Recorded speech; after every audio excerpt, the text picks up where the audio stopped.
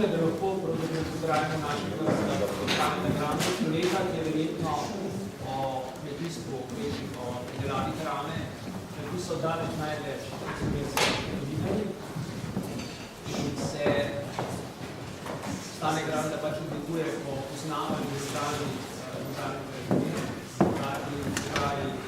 neposrednega arhivskega direktora, kar je razmerje reducirano v vsakašnji konferencah in posvetno razborih.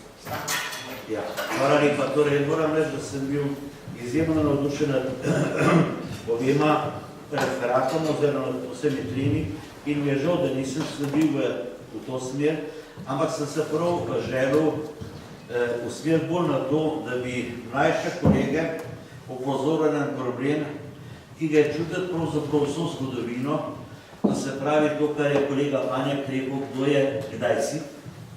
Kajti, bi rekel, ta permanentna lakota je bila v našem prostoru pravzaprav prisotna skozi vso zgodovino in žal tudi danes se ta zadeva spet pojavlja, čeprav nismo pričakovali. Pa ne prvenstveno.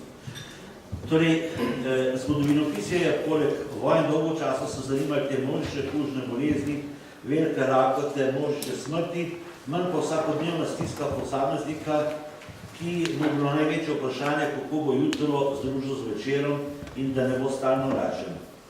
Pri tem je zanimivo, da je agrarna zgodovina namenjala izjemno pozornost velikosti kmetij, njihovi notranji strukturi, vprašanje uvajanja spremljanja novih poljedelskih rastlin, uvajanja kmetijskih orodij in strojev. Skoraj nemogoče pa je najti podatka, kako velika mora biti kmetija, da je sposobno normalno prehraniti družino v najširšem smislu besede. Ko rečem družino, mislim na to naše izrazoslovje, da v družini spadajo seveda tudi hlapci in dekle. Včasih pa družina pravzaprav pomeni tudi samo to. Torej, gotovo je bil grunt.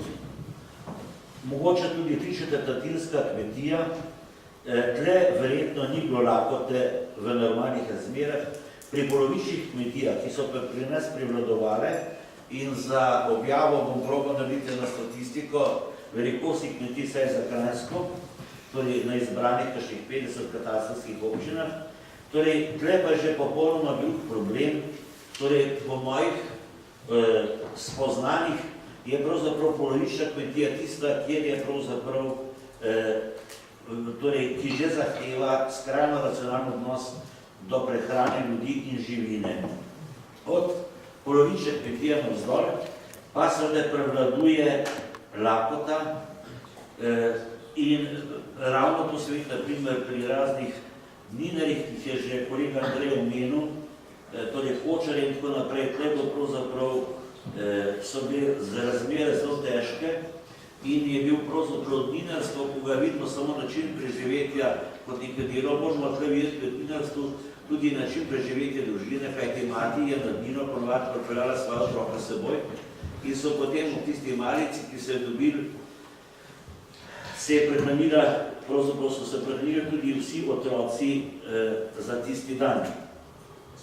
Torej, treba statistika, ki govori o kmetijah, koliko imajo hektarov in tako naprej, meni se zdi ta statistika veliko pomanjkljiva, kajti če pogledamo pri nas na Gorenjsko, imate kmetije, ki imajo tudi tam 100 oralov pa več, ampak vendar to nič ne pomeni, kajti kmetija, ki ima 100 oralov planin, težko preživi več krav, kajti za eno kravo je pravzaprav 3 hektar travnika.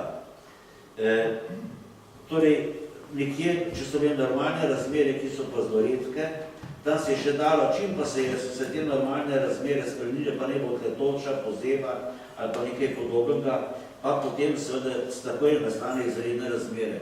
Zanimivo je bilo to pri kolegu Andreju poslušati, če danes poslušate kmete z tega področja, ne govorijo toliko o poplavah, kot govorijo o zverjadi, torej o divjadi, kakšno škodo naredi. V nedeljo dopoldan je bila na oddaji o kmetijstvu, ki sem poslušal, torej vsi kmetje so tožili, koliko je pravzaprav jelenjak, košute pojejo pravzaprav na njivah, po vrtovih, ne praktično se sploh več ne izplača kmetovati, ker do svojega predelka ne pridejo. Torej, Za boljše razumevanje, kako je pravzaprav to življenje na meji, bi vas spomnil samo na povojne oddaje, ki se mi zdi še ena velika luknja v slovenskem zemljepisu, jaz sem našel zdaj v zadnjem času 2 članka o tem, kakšen strah je to povzročilo pri ljudeh ta obvezna oddaja. Ne vem za primer, da bi kdo zaradi obvezne oddaje umrl, ampak dejansko pa je bilo, da so se ljudje tudi zaradi odmeva ukrajinskega primera so nasilno prestrašeni po vojni in to ne glede na to, kam se določene družine spadale v partizanske ali protipartizanske. Torej, vse skupaj je bolj namenjeno pobudi pravzaprav in rad bi samo upozoril na to, kako so bili pravzaprav težki pogoji za življenje. Naprimer, še v času mojega otroštva so kmečki fantje tle pri nas cel teden lomili kamenje za plenico in je bilo plačilo za celotedensko delo, so bile ene hlače, ampak to ne nove hlače, ampak hlače, ki jih je dobil nekdo iz Amerike in jih je potem plačeval v naravi. Torej, razmere so danes pa popolnoma spremenjene in če se, naprimer, bi predvidel današnji simpozij, bi dal sem še vam predlog, da bi se podobno, kot se danes lotevamo hrane, lotili še pravzaprav obleka pa obutve. Kajti imamo vtis, pa tudi hranilne knjige naših teh kmečkih hranilnic nam kažejo, kako pravzaprav so si morali mnogi sposojati denar za to, da so otroke obuli, da so družino obuli, da so oblekli jih. Oprostite en banalni primer, spet iz mojega otroštva, mogoče so oprejel, ki me še spomnil, bil je namest najmočnejši malar, Gregor je Prebrito, ki je stanoval pri ki je ta moment ušel ven. Torej, bil najbogatejši šokonom v mojem otroštvu, v Novem mestu, privatnih, ampak zelo rad je pa prodal, kako je še v času med obema vojnama moral čakati doma očeta, da je prišel od jutranje maše, da me potem očela gate, da še on potem lahko gatah maš, ker sta imela pri hiši samo ene spodne hlače in so se jih morali pač menjati z očetom. Torej, za slovenski prostor v preteklosti velja, da sta Dolenjska brez Bele krajine in širše selsko področje Savinjsko dolino edino sposobne prehraniti prebivalstvo, da pa večina naših regij je bila glede zmožnosti prehrane lastnega prebivalstva zelo šibka. Tako, naprimer, ko smo bili poleti na simpoziju v Kopru, Rezja, če sem se prav zapomnil, je bila sposobna samo za 2 meseca prehraniti svoje ljudi. Potem zelo težko bilo tudi na Gorenjskem, ampak seveda tle ni ves vzrok samo v naravi. Poglejmo primer Prekmurja, kjer je bila pravzaprav kmečka lakota tudi takaj permanentna in tega seveda ni kriva narava, ampak so krive pravzaprav tamkajšnje posestne razmere in kljub te izjemno ugodnim pogojem za kmetijstvo imamo pravzaprav edino v Prekmurju pravi agrarni proletariat na Slovenskem. Torej, kdaj nastane ta problem tega pomanjkanja te latentne lakote? Torej, kot sem že omenil, gotovo to nastaja pri hubah, ampak pri njihovi delitvi hub. Torej, glede hub, seveda študentje, pogosto pa tudi drugi ljudje sprašujejo, kaj huba grunt ali pa kakršnokoli ima ali pa kmetija pravzaprav pomeni. Večina ljudi danes ni sposobna razumeti, da za grunt ali hubo nimamo nekega kriterija enostavnega, ki bi rekel, dobro, to je naprimer 7 hektarov, 8 hektarov. Na Notranjskem, ki je bila že danes omenjena, je lahko huba 60 arov, to se pravi tam čez 30 ali tudi več. Nekje, naprimer, v ravnini je pa lahko huba samo 6 hektarov, nekje podobno. To so velike razmere, ampak problem je ravno v tem, da je huba ekonomska kategorija, da izraža pravzaprav njeno ekonomsko moč, ne pa površino. In to, kako so to takrat določali huba v svojem začetku, to seveda nisem še do zdaj nikjer prebral. Vemo sam, kaj je morala huba pravzaprav izpolnjevati. In ker so se začeli kmetije deliti, so bili potem ljudje prisiljeni iskati primanjkljaj v hrani, potem na drugih dejavnostih, zlasti v obrti, pa seveda tudi v kmečkih delih, ki so bila zato izjemno pomembna. Za številne kmete je stoletje veljalo, da pravzaprav so bili pripravljeni iti na Nino, tudi v primerih, da so sam dobili hrano za tisti dan. In to se je pravzaprav vleklo skozi stoletja. Potem vemo, naprimer, za predpunce, kot sem že omenil, da so hodili v Slavonijo, Vojvodino, na današnjo Madžarsko in so tam pravzaprav prinesli plačilo v zrnu. Nekaj podobnih primerov poznam tudi iz Bele krajine. Poseben problem, ki ga pa danes preveč pozabljamo, so pa viničarji, kjer pa je bilo življenje neobvezno in je prav pretresljivo prebrati, kako je za časa zorenja grozdja bilo najstrožje prepovedano iti v vinograd, pa nabirati grozdje in če so te lastniki dobili viničarske otroke, je sledilo jesen selitev z vinograda. Torej, denar je z gospodarskim napredkom, zlasti pa s kapitalizmom, postal ključni problem vsakodnevnega življenja. Kako je bil denar pomemben, pravzaprav bom spet naveden konkreten primer. Dol pri nas je bila graščina enih 6 hiš, v katerih prebe hiše, še danes pravzaprav so medvedi, vse so že malo, ampak do nedavnega so le edine večje hiše, kjer so živeli grajski hlapci. Revšna, da Bog pomaga.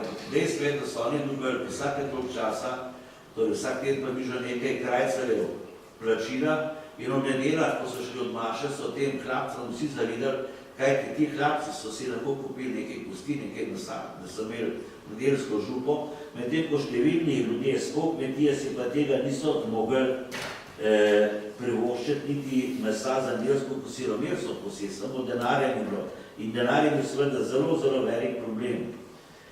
Torej, moram mimogrede omeniti, da to ne velja samo za vasi, velja tudi za naše manjše kraje, trge pa mesta. In ena izmed najbolj pretresljivih stvari, kaj se lahko zgodi, če ni denarja, so pravzaprav kovači v Kropi. Če je prišlo tam do zaustavitve prodaje, so se te žene teh kovačev dobesedno razkropile po vaseh, prosile, zlepali, zgrdale, pa tudi kradle, ker enostavno niso imeli kaj za preživeti. Torej, latentna kmečka lakota se simbolično in dejansko izraža posebno v odnosu do kruha, ta je bil razen na gruntovskih kmetijah podključen. In jaz sem mislil prvotno sploh nad naslovno referatu, kdaj so nekaj kruh zaklepali. Torej, spominjam se pripovedi seveda mnogih, kako se je kruh podključen in ko sem zdaj sprašal starejše ljudi, na Štajerskem, na Koroškem, na Dolenjskem, pravzaprav mi ne znajo tega povedati. Vtis je, da je bil kruh podključen vse nekje, kot je že Žare rekel, nekje do leta 60. Jaz se spomnim, doma pri nas so imeli vajence na hrani, ampak dostopa do kruha niso imeli. Enega jim je mama odrezala, šele potem se pa to začelo, da zdaj kruh je postal dostopen. Potem seveda moramo to upoštevati tudi to različno intenziteto lakote. Torej, ponavadi se je tam nekje po veliki noči vsa zadeva zelo zaostrila in je ta lakota pravzaprav latentna trajala vse do pobiranja prvih pridelkov. Ta lakota je bila zelo različne oblike in vsebine in mene je najbolj pretreslo pravzaprav spoznanje o tako zvani lačni jalovski žensk in, oprostite, tudi živine, čeprav je primerjava neokusna, ko naprimer ženske, dokaj ni bilo prvih pridelkov, niso mogli zanositi, krav se niso odtevile, kako je bilo pravzaprav to odvisno od teh ciklusov letnih, kdaj je kaj mogoče in oprostite, zdaj malo moške kontracepcije, torej, ko se je hrana povečala, je bilo boljše, ampak za moške je veljalo pa junij, julij, avgust, vino, pipa, babe, pust. Da ne bo prezgodaj nasledka. Torej, problem je bil vse skozi prisoten in se izražal zelo na različne načine. Lansko leto sem tako na hribih v Posočju spoznal nov primer, ko si mi pripovedovali, kako so ženske oziroma dekleta, preden so se poročile, je bila njena obvezna naloga, da gre pogledati kmetijo od bodočega moža na skrivaj.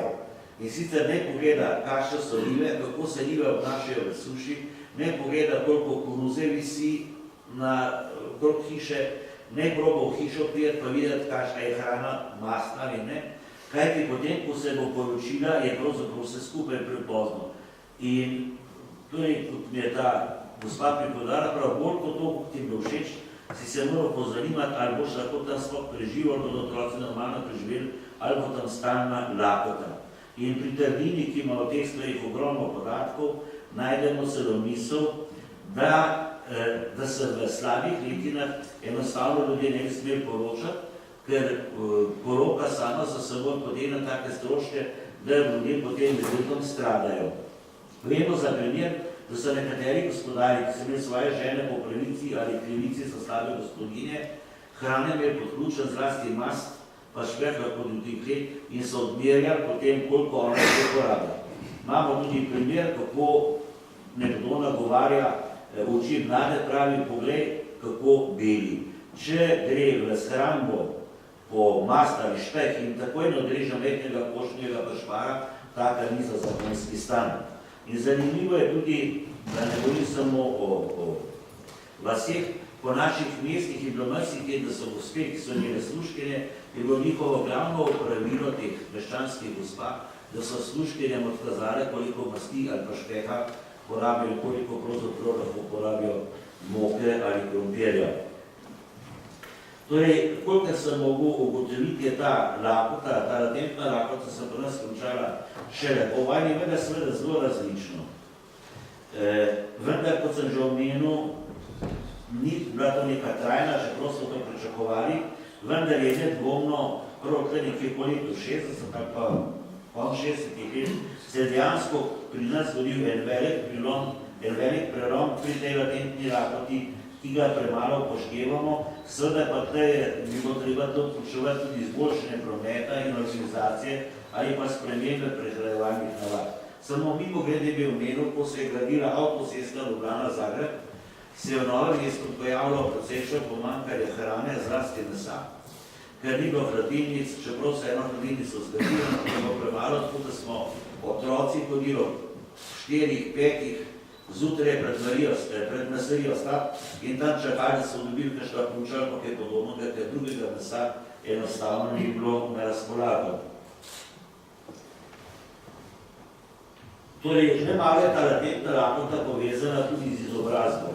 Ne vas samo spomnim, da naprimer so internirati zbolno sem pripovedovali, da oni naprimer ti izobraženci, študentje pa intelektualci lakote niso toliko občutili, ker so bili nekako vajeni ne samo bolj šibka hrane, pa tudi brezdelja, ki so ga zapolnili z določenimi intelektualnimi srečami pri ljudi, ko je reciklirani predavanji, ampak pripovedali so mi pa, kako je bilo pogrozno poznati kmečke ljudi in delavce, ki so ponovadi ždeli tam nekje ob mrežah taborišča, ob ograjah taborišča, gleda na primer tribune so na polja in so samo to fantazirali, kako bi oni delali, pa kako bi jedali. In je bila taka psihoza nastajala, ki je na te ljudi zelo vplivala. Seveda pa sklicovanje na vlogo kruha ne sme zakriti pomanjkanje tudi drugih hranil, zlasti onih, ki so manj vredni. Tako je na primer nek učitelj ugotovil, ko je po vojni zaprl otroke, mislim, ko je po pouku zaprl otroke, da so otroci niso sekirali za tega, ker so bili zaprti, ampak da je njih najbolj prizadelo to, da, ko so prišli domov, ni bilo več hrane, ki so pričakovali. Za tisti dan so bili seveda ob hrano, pa magari bi to zgolj in samo krompir.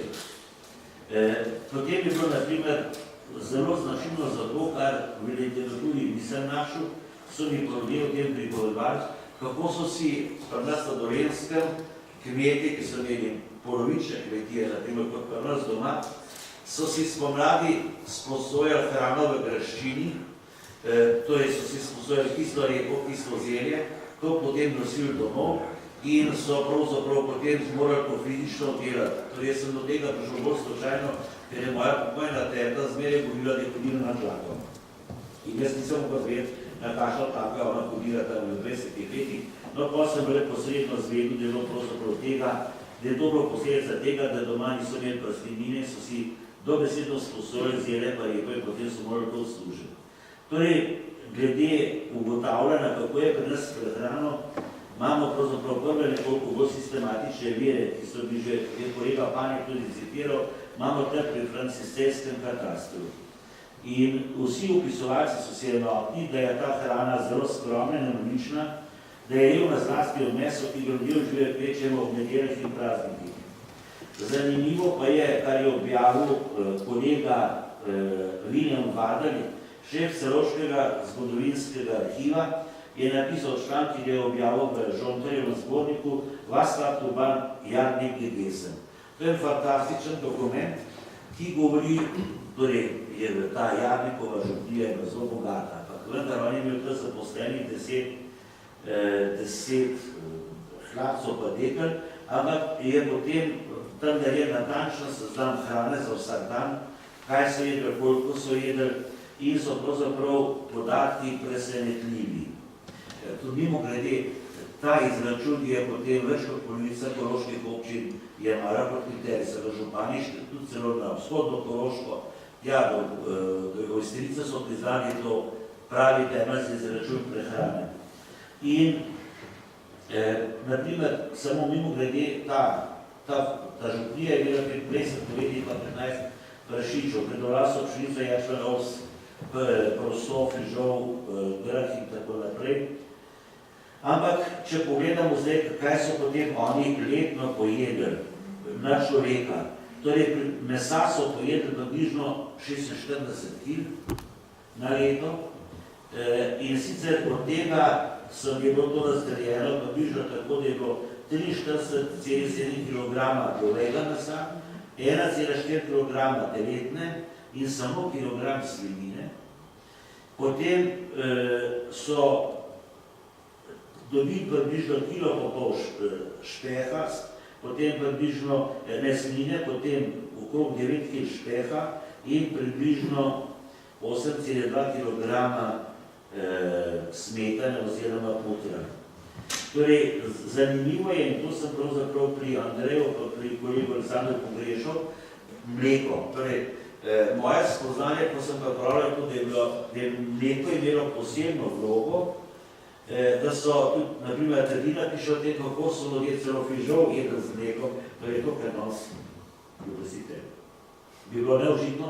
Takrat je bilo pa pravzaprav mleko ene z najbolj pomembnih hranil, pravi, piše vabite na dejanje, koji so delovci dobili 270 litrov svežega mleka, 155 litrov istega mleka in še približno 600 na leto smetane.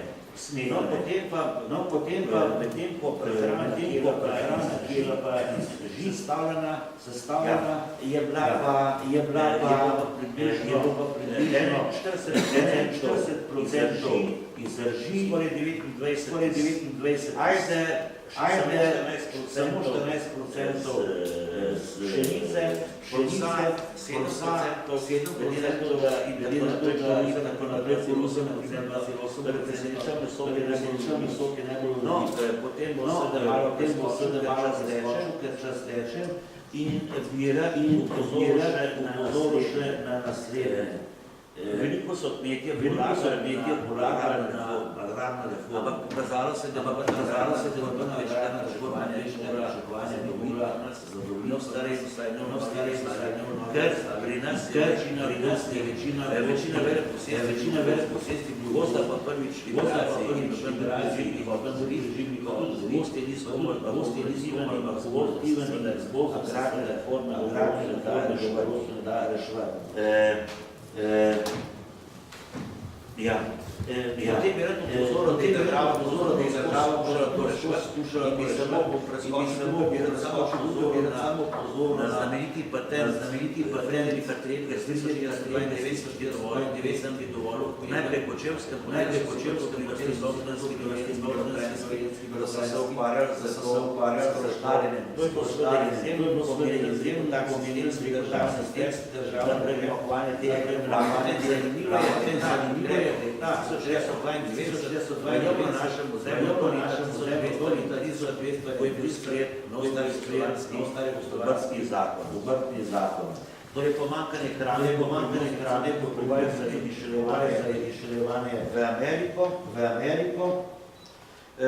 Poznamo potem še razne reševanja z vaskim šipicam, kjer pa pri stvarih še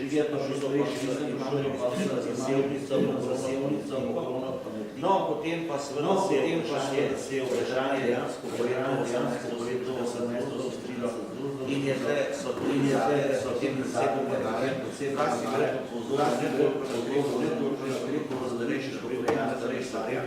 kjer po slovenskem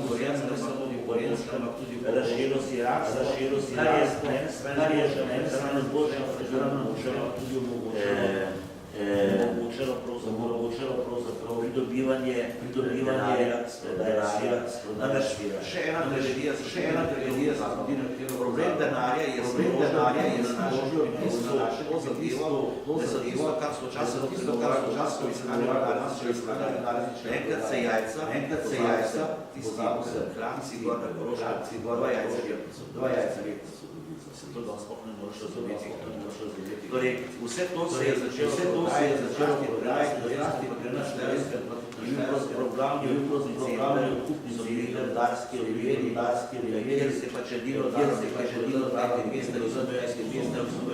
in v tem smislu, v tem delu pa seveda na novo potrebo razviti tudi vlogo ljudskih, ki jih zanemarjamo, če hoče bioloških preverjskih prehrana bistveno boljša od privatnih rošek, kajti država je za menze skrbila. Pri nas doma, če bi sicer šuštar privatni, kaj bo takrat zelo ampak veliko krat smo bili na sam, da smo šli v delovsko mesto, potem si pustijo objerati, ker enostavno mesanje primanjkova. Medtem ko delavci so pa v teh mezah vsaj eno in danes pravzaprav teh delavskih seveda zelo solidno, za mnoga delavce in šolske rodinke je ali tovarniški medij, ali pa naprimer šolske otroci, zlasti na štajersko rodinjo obrok, šolsko. Tako da ta latentna stanje bi vas sam prosil, svojih raziskav, svojih programov, da bodo vas želke samo mimo grede, resno veliko Gavorim Trstenjak in prav, če se ne boste odločili, boste pa jedli še naprej, močenki za vsa, pa se združno se verjetno, boste imeli pa močenki zbirajo.